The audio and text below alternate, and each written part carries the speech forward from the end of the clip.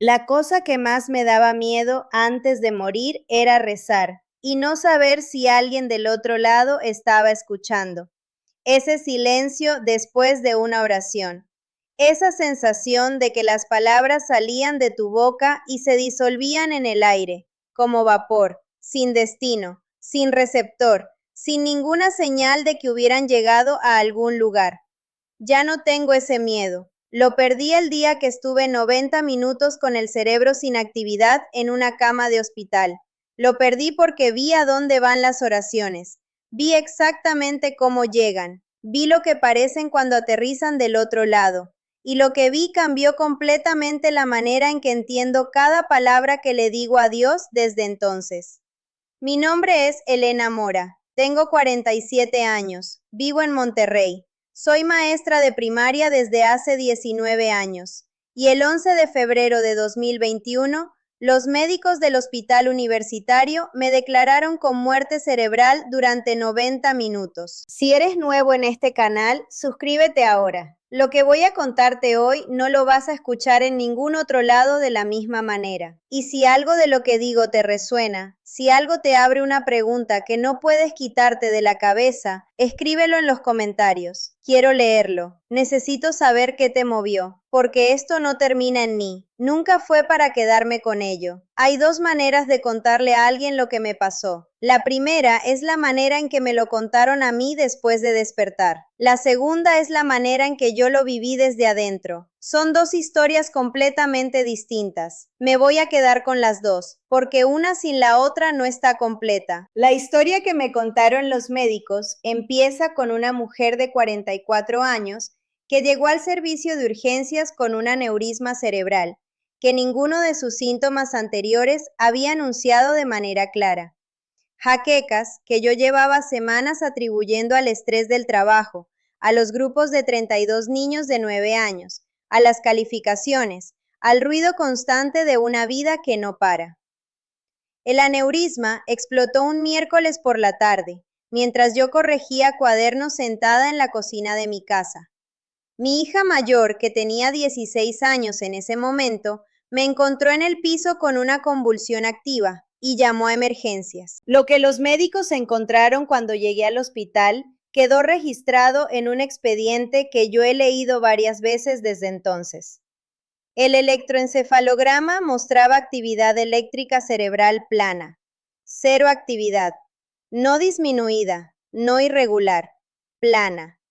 El neurólogo de guardia documentó muerte cerebral clínica a las 17:42. La siguiente lectura que mostró actividad fue a las 19:12. 90 minutos exactos de diferencia entre esas dos cifras. Mi familia estuvo en esa sala de espera durante esos 90 minutos sin saber si iban a volver a hablar conmigo. Mi esposo dice que fue el tiempo más largo de su vida, que cada vez que alguien salía por la puerta de esas puertas de metal, él creía que venían a darle una noticia que no quería recibir. Los médicos no tienen explicación para lo que sucedió, no porque sea el primer caso que ven de recuperación después de muerte cerebral, sino porque los casos como el mío, según el médico que me atendió y con quien hablé meses después en una consulta de seguimiento, son los que más les cuestan describir en términos clínicos. El cerebro que no tiene actividad no debería poder retomar función sin consecuencias. En mi caso, las consecuencias fueron mínimas y temporales. 2 semanas con pérdida parcial de equilibrio. 3 semanas con una dificultad para encontrar palabras que mis alumnos notaron antes de que yo pudiera admitirlo. Después de eso, los estudios de imagen no muestran ningún daño permanente. El neurólogo me dijo eso con una expresión que no era exactamente sorpresa. Era algo más parecido a reserva, como si hubiera un comentario que podría hacer, pero que su formación médica le impidiera terminar de pronunciar. Esa es la historia de afuera, lo que quedó en el expediente, en los estudios, en los números. La historia de adentro es diferente, y aquí es donde se divide algo en mí, porque la persona que viví esos 90 minutos no era del todo la misma que está sentada ahora contándote esto. La que estuvo del otro lado era yo. Sí, tenía mis recuerdos, mis afectos, Sabía el nombre de mis hijas, sabía el olor del café que me preparaba mi esposo los domingos. Pero había algo en ella que todavía no tenía miedo de nada. Todavía no cargaba la comprensión de lo que implicaba volver. Estaba libre de eso. Yo, la que habla ahora, cargo con el peso de haber visto lo que vi y de tener que vivir de una manera coherente con ello. Esas dos versiones de mí no son la misma persona. Hablo desde las dos porque la historia no está completa si uso solo una voz. Lo primero que recuerdo del otro lado no es visual. No fue una luz, ni un túnel, ni un campo. Fue sonido. Un sonido que no tiene equivalente en ningún instrumento musical, en ninguna frecuencia que yo haya escuchado antes ni después. No era música en el sentido de notas organizadas. Era más parecido a lo que sería el silencio si el silencio tuviera calor. Una presencia sonora que era al mismo tiempo completamente quieta y completamente viva. Intenté describirlo la primera vez y la persona que me escuchaba me preguntó si era como un coro. No, no era como un coro, era algo anterior al coro, algo de lo que los coros son una copia muy lejana y muy imperfecta. Después del sonido, lo que llegó fue la comprensión de que estaba en un lugar donde el tiempo no avanza de manera lineal. Aquí, el tiempo es una cuerda que va de un punto a otro. Allá, el tiempo es una esfera. Puedes ver varios momentos a la vez sin que ninguno de ellos cancele al otro. Eso es algo que el cerebro humano no procesa bien cuando vuelves, porque estamos completamente condicionados a la secuencia, a que primero pasa una cosa y después otra. Allá no funciona así. Allá todo lo que es simultáneo. No sé cuánto tardé en entender dónde estaba. En términos del tiempo de allá, podría haber sido un instante, o podría haber sido lo que aquí llamaríamos horas. Lo que sí recuerdo con una claridad que no se ha desvanecido ni un poco en estos 4 años es el momento en que vi la primera oración llegar. No llegó de mí, llegó de mi esposo. No lo vi rezar, no escuché sus palabras, pero vi el efecto de esas palabras en el lugar donde yo estaba. Y aquí es donde tengo que pedirte que abandones por un momento cualquier imagen que tengas de cómo se ve una oración. Porque lo que yo vi no era abstracto, no era una nube, no era una llama, no era un haz de luz como los que aparecen en los murales de las iglesias.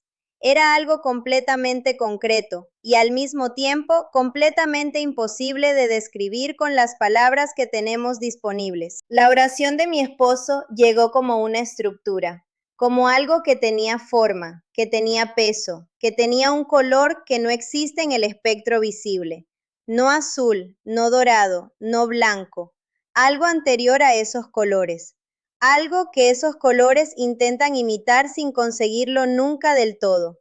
Y llegó con una trayectoria, no cayó desde arriba, no subió desde abajo, llegó desde una dirección que no tiene nombre en ningún sistema de coordenadas que yo conozca, desde un punto que no es norte ni sur, ni dentro ni fuera, y cuando llegó, el lugar donde yo estaba respondió a esa oración de una manera que tampoco tengo palabras exactas para describir.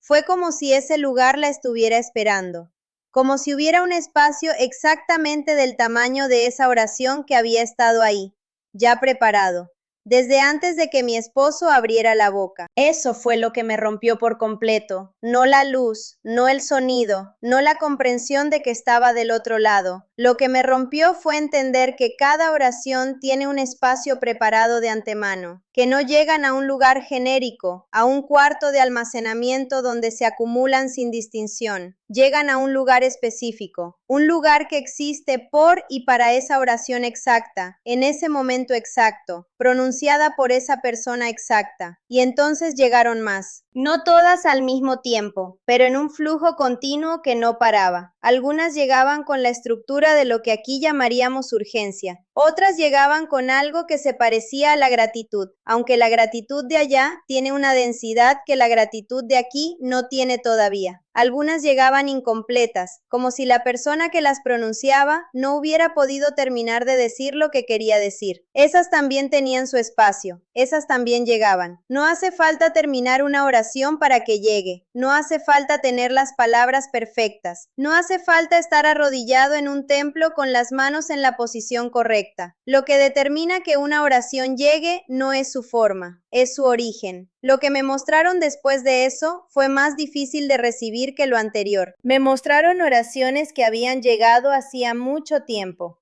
de personas que ya no estaban en este lado, de personas que habían rezado por sus hijos, por sus nietos, por descendientes que ni siquiera conocieron, y esas oraciones seguían activas, seguían en ese lugar, seguían siendo reales.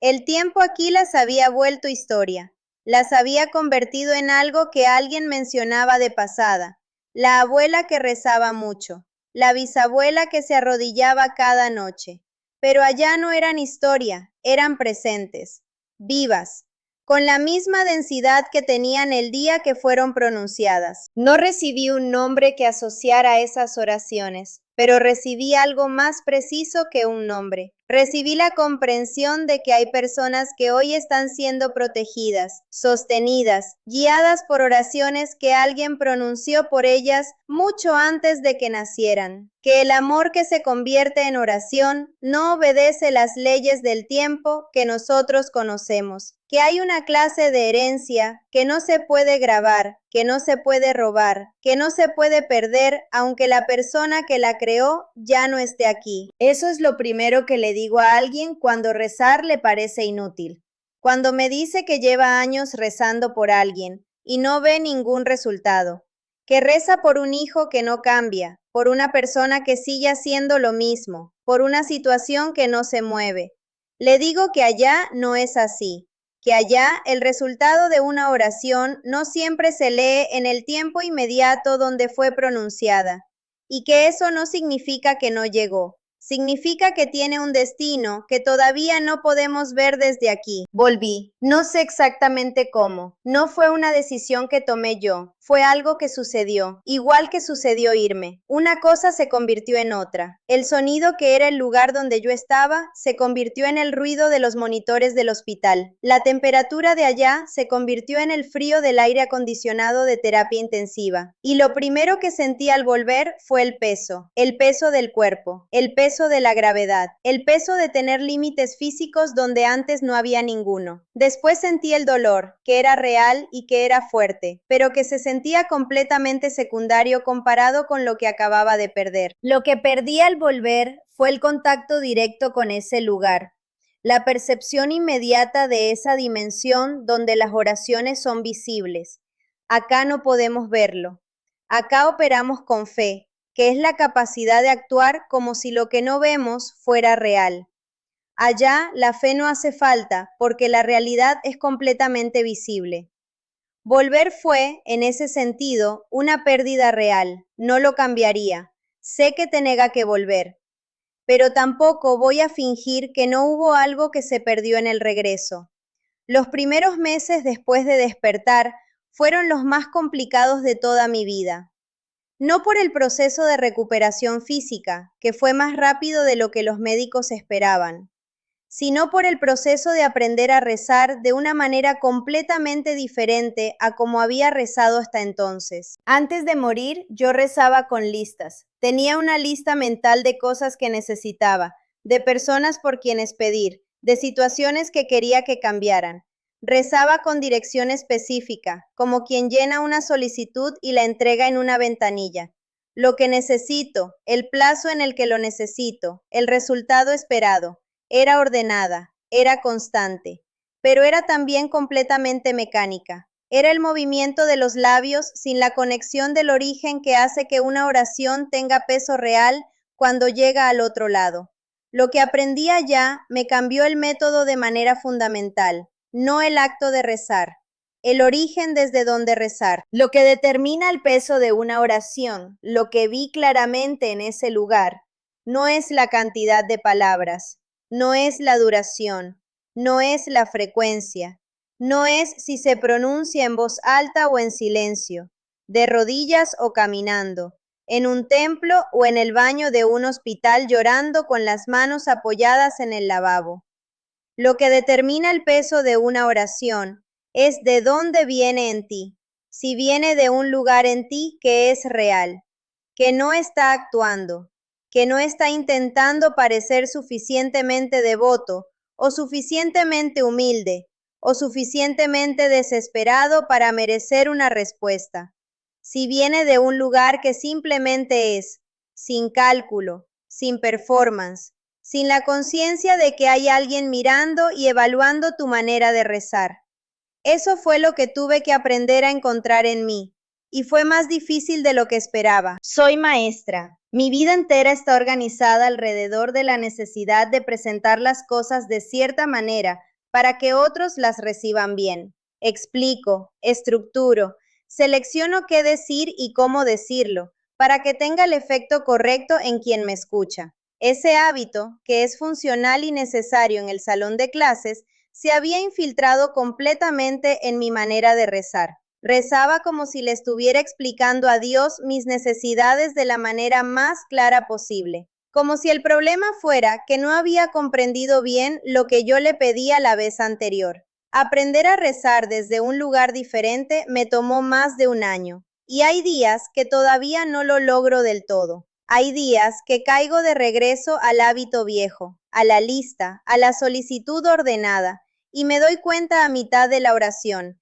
y tengo que parar y empezar de nuevo desde otro lugar, un lugar más quieto, más sin defensas, un lugar que no está tratando de hacer nada bien. Lo que me mantuvo en ese proceso, cuando se ponía difícil, era el recuerdo de lo que había visto, no como motivación abstracta, como información concreta. Cuando rezar desde ese lugar más real se sentía incómodo, cuando me tentaba volver al método conocido. Recordaba la estructura de la oración de mi esposo, llegando a ese espacio exacto que estaba preparado para recibirla. Recordaba el peso que tenía, recordaba la diferencia visible entre algo que venía de un lugar real y algo que venía de un lugar que está actuando. Y esa diferencia era suficiente para que valiera la incomodidad de seguir. Lo que cambió en mi vida después de ese año no fue dramático desde afuera. Mis alumnos siguen siendo 32, las calificaciones siguen existiendo, el ruido del trabajo no desapareció, pero algo dentro de mí se reorganizó sobre una base completamente diferente. Antes la oración era un suplemento de mi vida, algo que añadía a lo que ya estaba funcionando. Ahora la oración es el suelo, la base sobre la que se construye todo lo demás. No porque sea más fácil o más cómoda, sino porque ahora sé lo que es. Sé que es real en un sentido que no admite discusión ni duda, porque no lo estoy creyendo por fe ciega. Lo vi con lo que sea que use para ver en ese lugar. Y eso cambió algo que no esperaba que cambiara. Cambió la manera en que acompaño a otras personas en sus oraciones. Hay personas en mi vida que me dicen que rezar les parece hablarle a una pared, que no sienten nada, que llevan años intentando y la sensación de vacío no desaparece. Antes no sabía bien qué decirles, les daba respuestas que eran técnicamente correctas, pero que yo misma no terminaba de sentir como suficientes. Ahora sé qué decirles, no porque tenga una respuesta más inteligente, sino porque vi el otro lado de esa conversación. Vi lo que sucede cuando alguien que está sufriendo abre la boca y pronuncia lo que no puede decirle a nadie más. Vi a dónde va eso. Y lo que va allá no se parece al vacío desde ningún ángulo. Quiero terminar con algo concreto, no con una emoción que se evapore cuando cierres el video, con algo que puedas llevar a una conversación real hoy o mañana. Piensa en alguien específico en tu vida, alguien que tú sabes que está cargando algo que no te ha dicho directamente. Puede ser un hijo, puede ser un amigo, puede ser alguien con quien vives y que tú percibes que algo no está bien, aunque no sepa cómo nombrarlo. Esta noche o mañana por la mañana, escríbele un mensaje o llámale, no para darle consejo, no para decirle que estás rezando por él, aunque lo estés haciendo, solo para preguntarle, ¿cómo estás realmente? Y después espera la respuesta. No interrumpas, no llenes el silencio, solo escucha lo que sale cuando alguien se siente visto de verdad. Eso que va a salir de esa conversación, esa carga que la otra persona te va a confiar cuando la pregunta sea sincera, eso tiene nombre del otro lado, ese momento en que alguien deja de cargar solo lo que estaba cargando. Ese momento es exactamente la clase de origen desde donde nace una oración que tiene peso real cuando llega. Si eso te abrió algo, escríbelo en los comentarios. Cuéntame quién es esa persona en tu vida. Cuéntame qué crees que está cargando y qué te impide preguntarle directamente. Estoy leyendo cada comentario, cada uno. Y si llegaste hasta aquí sin suscribirte, hazlo ahora. Este canal existe para estas conversaciones, las que normalmente nadie tiene en voz alta. Nos vemos en el próximo video.